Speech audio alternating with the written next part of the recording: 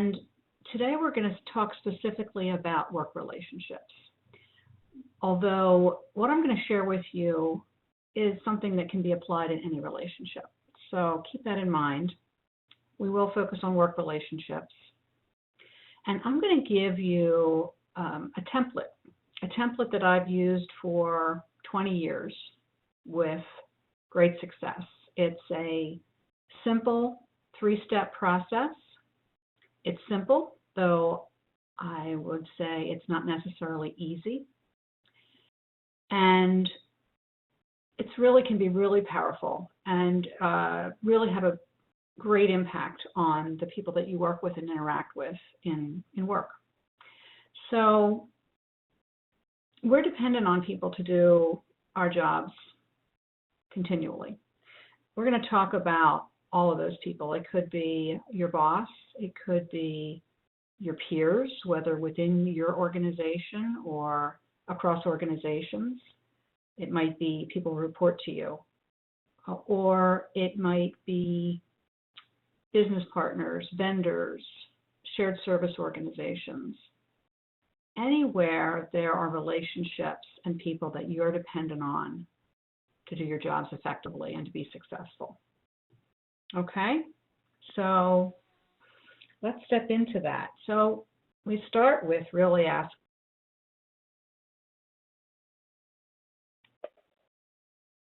make sure I can advance these slides. That's the first step. Here we go. So why does it matter? Well, it's pretty simple.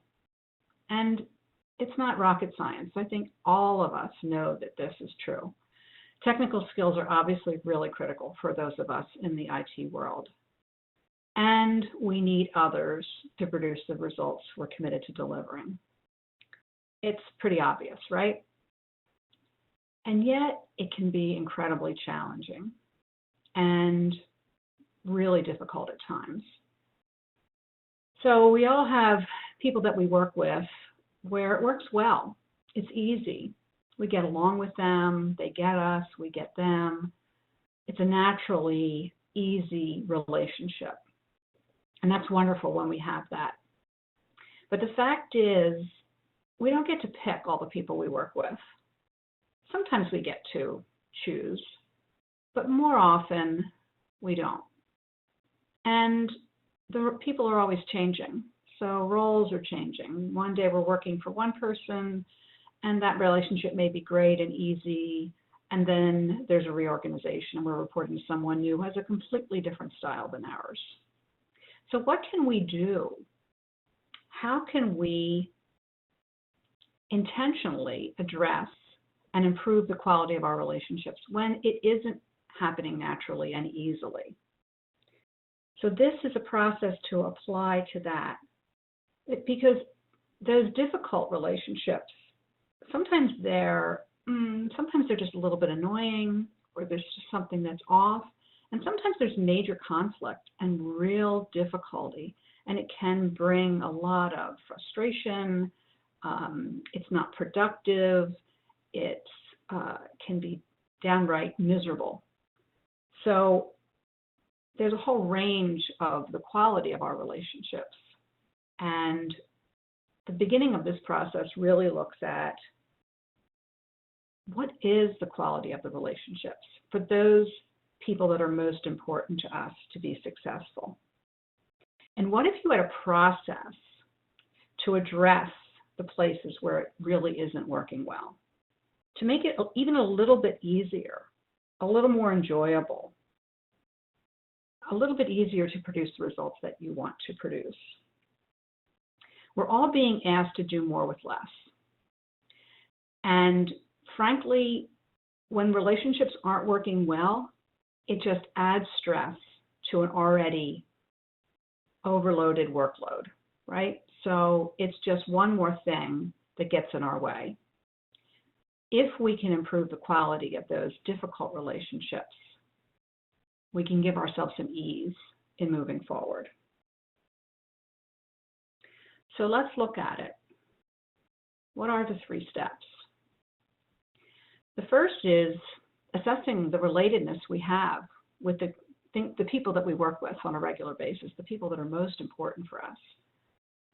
Really looking at them. What is the quality of those relationships? The second step is creating a place of intention.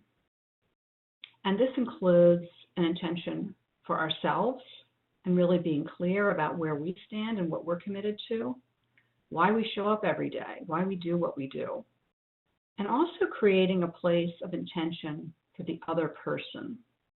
So we're going to talk more about how to do that. And then the third step is having a conversation for relationship. So this is a conversation not for a project result, not for an action, not to resolve conflict, but specifically and solely to improve our relatedness with another person. So we'll talk about how to structure that and what that looks like and what's needed. Okay, so we're going to start with looking at how we assess our relatedness with others. So we're going to begin by thinking about who are those people that are most important to you and to your ability to succeed. So I want you to take a minute now and jot down some of the names of the people who you have to work with every day. Now, you may not have to work with them every day, but they're the most important for you to be successful, to deliver the results you're being held accountable for. You may be dependent on them. They may be dependent on you. Who are those people? Even if you just write down 5 names for now, because we're going to use that list and we're going to go through this process together. By the way, I don't think I mentioned this at the beginning, but there is a Q&A section at the end of the presentation. If you have questions as I go, I'll be happy to try to address those, so just put those into the chat. So take a moment, write down at least 5 names of the people who are most important in your day-to-day work.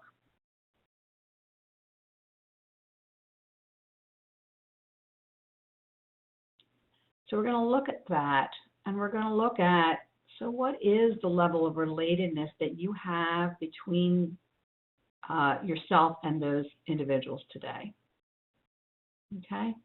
And we're going to use a process, a scale, to rate the level of relatedness.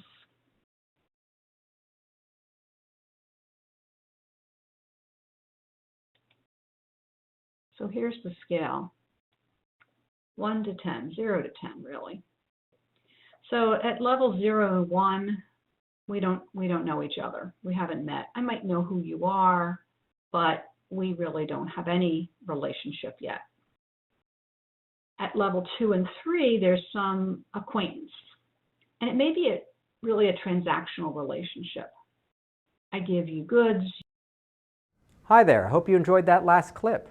My name is Michael Maludis, and if you'd like to watch the full 60 minutes of that last webcast, while also gaining complete unlimited access to our entire library of IT learning, simply visit our subscribe page at greatpro.org/subscribe. Unlimited annual access is $199 per year, but if you use the coupon code LEARN2EARN, you can drop that membership fee to just $149. That's less than $13 per month for unlimited access to over 1,000 hours of on-demand career development, covering the entire spectrum of IT management best practices, including business analysis and requirements, software development, quality and testing, risk management, process improvement, project management, and even digital transformation. But your membership doesn't just give you unlimited access to our vast learning library. You also get free access to our mobile app, as well as direct access to our network of over 300 of the world's leading IT consultants, all of whom are dedicated to putting practical knowledge at your fingertips so that you can learn more and earn more. I hope you will join me in becoming a member of the Great IT Professional and advancing your career with us. And if you're on YouTube, don't forget to hit that subscribe button above so that you get notified whenever we publish new free webcasts each week of the year. Thank you for your time and best wishes for your continued success.